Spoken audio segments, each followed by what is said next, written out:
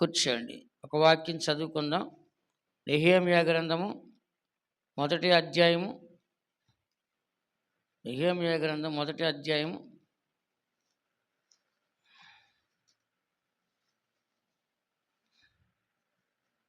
6వ వాక్యాన్ని మనం చదువుకుందాం.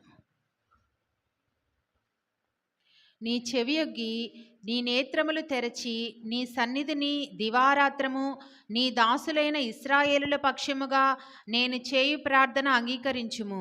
నీకు విరోధముగా పాపము చేసిన ఇశ్రాయేలు కుమారుల దోషమును నేను ఒప్పుకొనుచున్నాను. నేనును నా తండ్రి ఇంటి వారును పాపము చేసి ఉన్నాము. ఇక్కడ మనం చదువుతున్న వాక్యములో ఈయన నెహెమ్యా, మీకు నేను చెప్పాను, నేను బబులోను దేశంలో ఇశ్రాయేలు ప్రజలు చెరగా వెళ్ళిపోయారు. నెబుకద్నెజర్ రాజు వచ్చి ఏం చేశాడు, సొలొమోను కట్టిన దేవాలయాన్ని కాల్చేసి ఆ బంగారం అంతా కరిగిపోయిన తర్వాత అది బంగారం, వెండి, రాగి అన్నీ ఏం చేశాడు, తీసుకొని ఇశ్రాయేలు ప్రజలందరినీ బానిసలుగా తీసుకెళ్ళిపోయాడు. ఆ తర్వాత వాళ్ళు ఎన్ని సంవత్సరాలు అక్కడ 70 సంవత్సరాలు బబులోను చేస్తున్నారు. ఇజ్రాయెల్ దేశంలో ఒక్కరు కూడా లేరు. ఇంకా ఎవరు లేరంట, ఇజ్రాయెల్ దేశంలో ఒక్కరు కూడా లేరు. కానీ కొంతమంది తప్పించుకొని ఎటో పారిపోయారు. వాళ్ళు పారిపోయిన తర్వాత కొంతకాలం అయిన తర్వాత పారిపోయిన వాళ్ళు ఏం చేశారంటే ఇక్కడికి వచ్చారు. ఎక్కడికి, మళ్ళీ బబులోనికి వచ్చి వీళ్ళని కలిశారు. ఎవరిని? ఇశ్రాయేలు ప్రజల బానిసలుగా ఉన్న వాళ్ళని కలిశారు.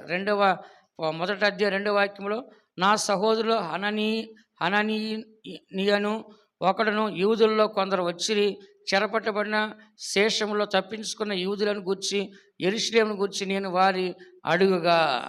కాబట్టి కొంతమంది వచ్చారు. వాళ్ళని యెరూషలేము గురించి, యూదుల గురించి అడిగినప్పుడు వారు చెరపట్టబడిన వాళ్ళు, శేషించిన వారు ఆ దేశంలో బహుగా శ్రమను నిందను పొందుతున్నాము, మరియు యెరూషలేము యొక్క ప్రాకారం పడద్రోయబడినది, దాని గుమ్మములు అగ్ని చేత కాల్చబడని వారు నాతో చెప్పిరి.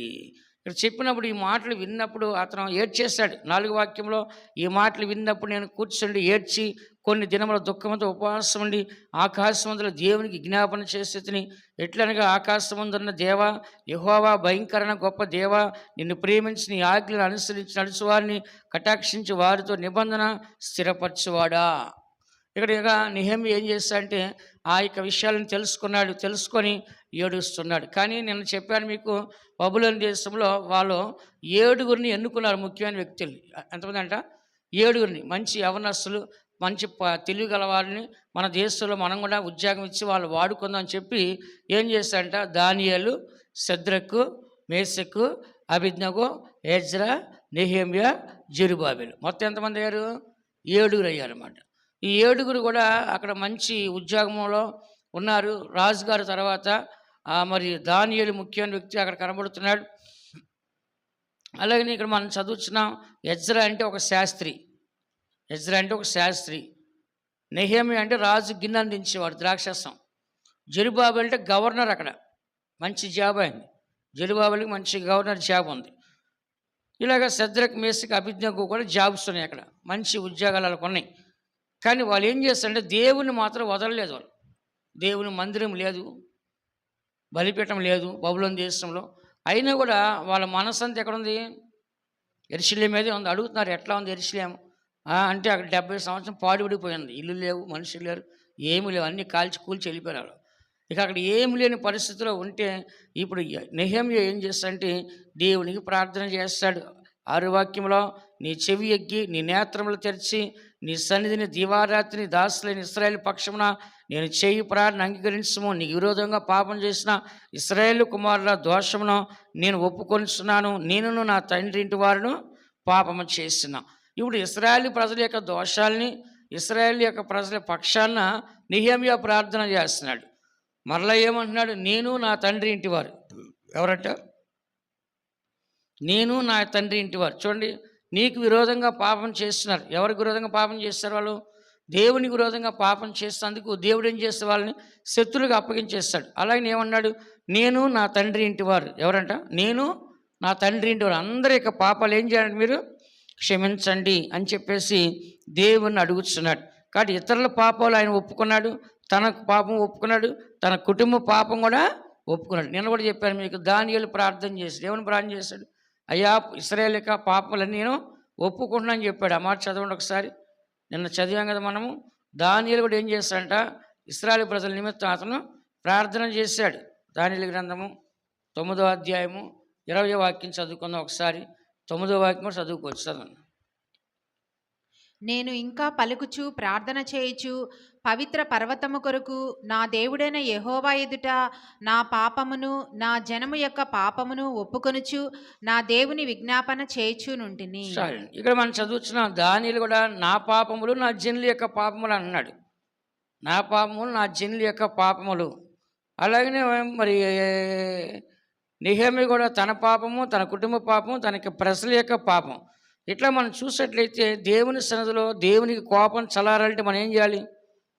మన పాపాలు ఒప్పుకోవాలి. మన పాపాలు ఒప్పుకుంటే ఎవరి కోపం చల్లారుద్ది? దేవునికి కోపం మన మీద చల్లారుద్ది అనమాట. అంటే దేవుడికి కావాల్సింది ఆ దినాల్లో బలి. కానీ ఈ దినాల్లో ఏం కావాలంటే మనం పాపం ఒప్పుకుంటే చాలు. నీ నోటితో నీ పాపములు ఒప్పుకుంటే దేవుడు ఏం చేస్తాడంట? క్షమిస్తాడు. మన నోటితో మనం ఏం చేయాలంటే మన పాపాలు ఒప్పుకోవాలి. ఒప్పుకున్నప్పుడు ఏం చేస్తాడు దేవుడు? క్షమిస్తని చెప్పి 1 యోహానులో రాస్తుంది అన్నమాట. 1 యోహాను రాసిన పత్రిక 1వ అధ్యాయంలో నీ నోటితో ఏం చేయాలంట? దేవుని సందుకు వచ్చి మన పాపం ఏం చేయాలంట? ఒప్పుకోవాలి. ఎప్పుడైతే మనం ఒప్పుకున్నామో దేవుడు ఏం చేస్తాడు? క్షమిస్తాడు. చదవండి. మన పాపములను మనము ఒప్పుకొనిన ఎడల ఆయన నమ్మదగిన వాడును నీతిమంతుడును కనుక ఆయన మన పాపములను క్షమించి సమస్త దుర్నీతి నుండి మనలను పవిత్రులనుగా చేయును. మన పాపములు ఒప్పుకోవాలి. మన పాపం అవ్వచ్చు, మన కుటుంబం పాపం అవ్వచ్చు. మనం ఏం చేయాలంటే దేవుని సన్నిధిలో విజ్ఞాపన చేయాలి. ఆ దినాల్లో బళ్ళు అర్పించేవాళ్ళు. కానీ ఈ దినాల్లో బళ్ళు అవసరంలా దేవుడికి. దేవునికి బళ్ళు అవసరంలా. మన పెదవుల ద్వారా మన క్షమాపణ అడిగితే దేవుడికి సంతోషం. మనం ఎప్పుడైతే క్షమాపణ అడుగుతున్నామో దేవుడు ఏం చేస్తాడు? మన పాపాలు క్షమిస్తాడు. సొంకరి ప్రార్థన చేస్తాడు, దేవా పాపుని నన్ను ఏం చేయాలంట? కరుణించండి అని ప్రార్థన చేస్తాడు. దేవుడు ఏం చేస్తాడు? వెంటనే ఆ పాపిని కరుణించి ఆ పాపం క్షమించి అతన్ని పాపం నుంచి విడిపించి అతన్ని నీతిమంతుడిగా మార్చేస్తాడు. కాబట్టి ప్రతి మనిషి యొక్క జీవితంలో ఏంటంటే తాను పాపము చేసని ఎప్పుడైతే ఒప్పుకున్నాడో దేవుడు వెంటనే ఏం చేస్తాడంటే క్షమిస్తాడు. కానీ ఇక్కడ మందిరం కాలిపోయింది. ఏం కాలిపోయిందంట? ఇశ్రాయేలు ప్రజలకు ఉన్నది ఒకే ఒక బలము, దేవాలయము. సొలొమోను దేవాలయం కట్టినప్పుడు ఏం చెప్పాడు? ప్రభువా, ఎవడైనా సరే పాపం చేసి ఈ దేవాలయం వైపు చూసి ప్రార్థన చేసి వాడిని ఏం చేయాలి?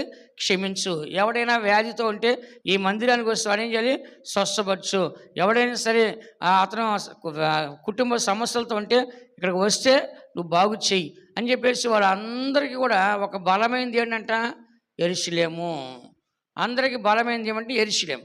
కాబట్టి ఇప్పుడు ఆ యెరూషలేముని ఏం చేస్తారు? కాల్చి కూల్చి ఏమీ లేకుండా చేస్తారన్నమాట. కాబట్టి ఈ యొక్క యెరూషలేమే వాళ్ళ యొక్క బలం, ఇశ్రాయేలు యొక్క బలం. ఇశ్రాయేల్లో గొప్పతనం ఏంటంటే అక్కడ ఉన్నది చెప్పాలంటే మందిరము. ఇప్పుడు ఆ మందిరం వాళ్ళకి లేకుండా అయిపోయింది. ఇప్పుడు ఆ మందిరం లేకుండా అయిపోవటం వలన వాళ్ళకి బలం ఏమైందంట? తగ్గిపోయింది. ఏం తగ్గిపోయింది? బలం తగ్గిపోయింది. దానిలో ఏం చేస్తాడు? యెరూషలేము వైపు తన కిటికీలు తెరిచి ప్రార్థన చేస్తాడు. వీళ్ళందరికీ గురి, బలము, ధైర్యం ఏమంటుంది? యెరూషలేమే. విన్నారా? యెరూషలేము నేను విడివను అంటున్నాడు దేవుడు. యెరూషలేము నేను మర్చిపోను అంటున్నాడు. కాబట్టి యెరూషలేముకు దేవుడికి చాలా ఇష్టము. అందుకే ఇక్కడ మనం చదువుతున్నాం, యెరూషలేము దేవాలయం అంటే ఆత్మీయంగా మన యొక్క జీవితము. ఎవరికి జీవితం అంట? మన యొక్క ఆత్మీయ జీవితం. కాబట్టి మనం కూడా మన మందిరం కాలిపోకూడదు, మన మందిరం కూలిపోకూడదు, మన శత్రువులకు బానిస అవ్వకూడదు. అందుకని మనం ఏం చేయాలంటే మన పాపాలు మనము ఒప్పుకోవాలి. ఇశ్రాయేలు పక్షాన్ని నేను చేయు ప్రార్థన అంగీకరించము. నీకు విరోధంగా పాపం చేసిన ఇశ్రాయేలు యొక్క కుమారుల యొక్క దోషం నేను ఒప్పుకొనిస్తున్నాను. నేనను నా తండ్రి ఇంటి వారిని పాపము చేసి ఉన్నాం. నెహెమ్యా ఒప్పుకున్నాడు. ఒప్పుకున్న తర్వాత ఏం చేశాడు? నెహెమ్యా రాజుగారి దగ్గరికి వెళ్ళి ద్రాక్షరసం అందిస్తాడు రోజు. అయితే ఒకరోజు ఏం చేశాడు? దుఃఖముగా ఉన్నాడంట. ఎలానంట? విచారముగా ఉన్నాడంట. అప్పుడు రాజుగారు అడిగాడు, ఏంటి విచారంగా ఉన్నావు, ఏమైంది నీకు అడిగాడు నెహెమ్యాని. అప్పుడు నెహెమ్యా చెప్పాడు, అయ్యా మా దేశంలో మా దేవునికి ఆలయం లేదు, మేము ప్రార్థన చేయడానికి బళ్ళు అర్పించడానికి మందిరం లేదు, అంతా పాడైపోయింది, పట్టణం సమాధులు అన్నీ పాడైపోయినాయి, ఇలా నాశనం అయిపోయింది అని చెప్పేసి 2వ అధ్యాయం 3వ వాక్యం చెప్తున్నాడు.